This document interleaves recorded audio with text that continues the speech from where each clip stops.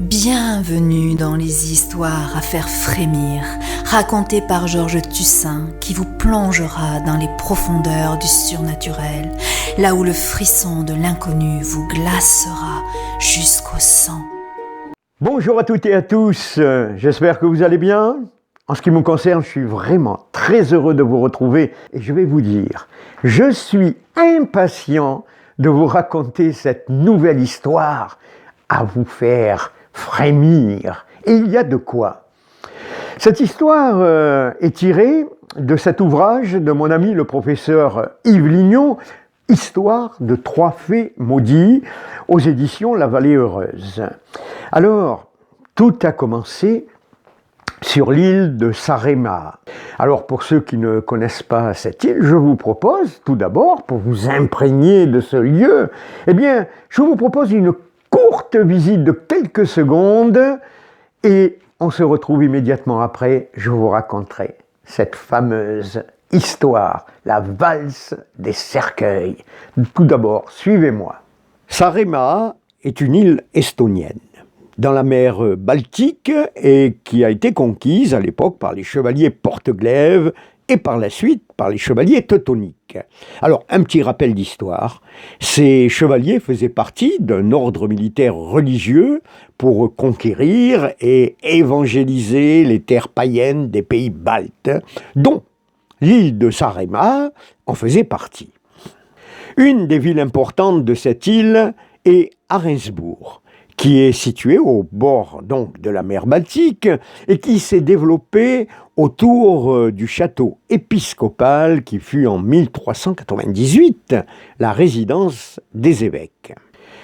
Une autre visite qui s'impose, c'est l'église Saint-Laurent, dont les murs sont recouverts de créatures fantastiques représentant des esprits maléfiques.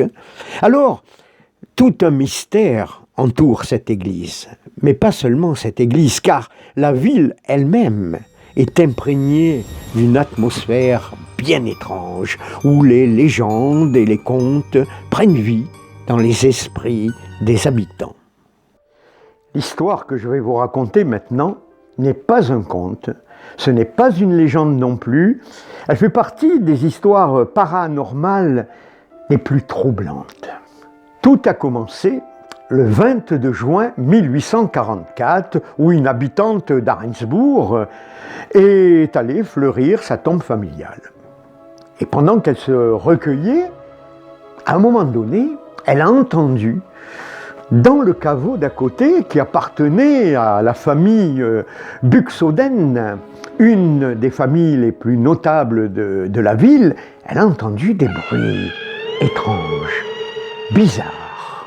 Mais son attention fut détournée par les hennissements de panique de son cheval qu'elle avait attaché à la grille du cimetière. Elle se rendit immédiatement le rejoindre pour le calmer, mais rien n'y a fait. Le cheval était terrifié, effectuait des dangereuses ruades, à tel point que la pauvre femme n'a pu se résoudre à repartir à pied, chercher un vétérinaire pour tenter de calmer son cheval. Et l'incident s'arrêta là. Mais l'histoire ne s'arrête pas là, figurez-vous. Car le lendemain, le dimanche 23 juin, avait eu lieu l'office religieux dans la petite chapelle attenant au fameux cimetière.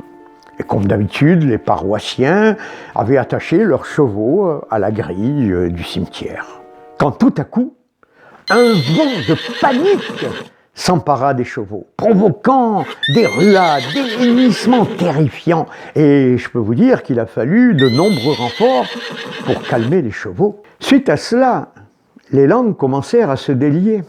Et certains commencèrent à suspecter le caveau de la famille Buxoden et à prétendre que ces bruits étranges qui effrayaient les chevaux provenaient de cette tombe. La rumeur s'amplifia tellement que le patriarche de la famille Buxoden décida de faire ouvrir le tombeau. Et là, mal lui en a pris. Ça a été la stupéfaction générale, la surprise totale, car les cercueils étaient sortis de leur niche, ils étaient entassés au milieu de l'espace libre. Ce fut la désolation, on ne comprenait pas pourquoi, et pourtant c'était des cercueils en plomb qu'il fallait vraiment plusieurs personnes pour les sortir des niches. Et pourquoi d'ailleurs? Tout a été remis en place et on referma fermement, bien sûr, la dalle d'entrée du tombeau dans l'espoir que ça ne se reproduirait plus.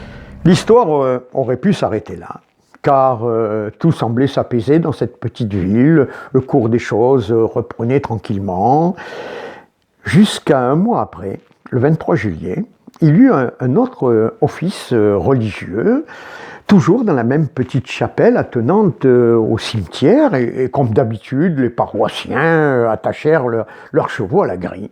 Et là, le même scénario se reproduisit. Les chevaux étaient terrifiés. Ça a été quelque chose de terrible. 11 d'entre eux se détachèrent, se sauvèrent, et malheureusement, 3 d'entre eux sont morts.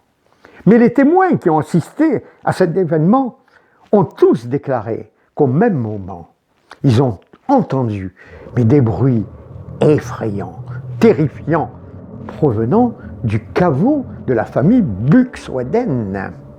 L'effet a été immédiat, la population a été terrorisée et a fait une pétition pour demander l'ouverture du tombeau, mais la famille refusa.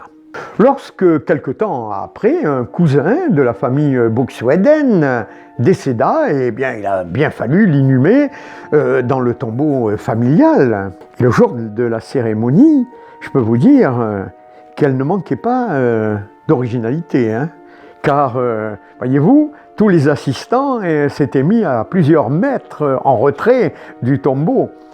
Ils s'étaient effrayés. Savoir ce qu'il allait se passer quand on allait ouvrir la tombe. Et là, le pauvre pasteur hurla son sermon, vous vous rendez compte? Et tout le monde attendait cet instant fatidique. On retira, bien sûr, la pierre d'entrée, et là, stupéfaction, car les cercueils étaient à nouveau sortis des niches, étaient mis comme ça, en tas, sur l'espace central du tombeau.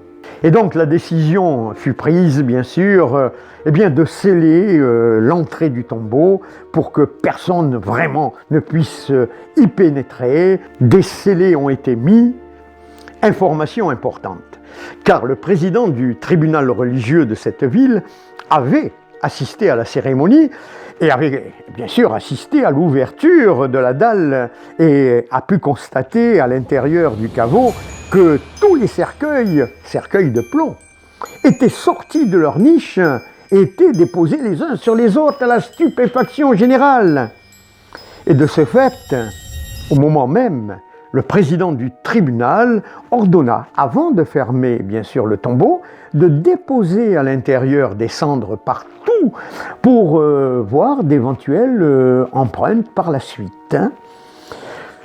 Le tombeau fut refermé, on plaça des scellés et bien sûr, dispositif de haute sécurité, le président du tribunal ordonna de placer des gardes jour et nuit autour du tombeau et bien sûr également de déposer de la cendre pour trouver peut-être quelques empreintes. Et donc une semaine après ce dispositif, le président ordonna de faire ouvrir, de faire sauter les scellés, d'ouvrir bien sûr le tombeau et la grande stupéfaction, le désarroi le plus complet.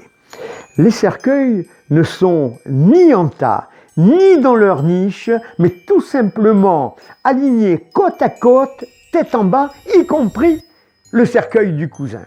Dernier épisode, application radicale, déménagement de tous les cercueils dans d'autres tombes, et le tribunal ordonna la fermeture définitive de ce caveau pour trouble à l'ordre public. Vous vous rendez compte? Quelque chose d'incroyable. Et donc, tout est redevenu calme, plus rien à signaler, circuler, il n'y a rien à voir. Clap définitive de cette histoire. Mais je vais vous dire, à l'heure d'aujourd'hui, le mystère reste entier. Si cette histoire vous a intéressé, eh bien, et si vous souhaitez en savoir plus, je vous invite à vous référer à l'ouvrage du professeur Yves Lignon, Histoire de trois fées maudits, aux éditions La Vallée Heureuse. Et je profite d'ailleurs de remercier Bernadette Del Regno pour ses très belles illustrations à l'intérieur de cet ouvrage. Alors en ce qui nous concerne, bien, je vous donne rendez-vous pour une autre histoire bien sûr, à vous faire frémir. N'hésitez pas à commenter et puis à me liker, ça me fera plaisir. Je vous remercie de votre attention et je vous dis à très bientôt. Bye bye!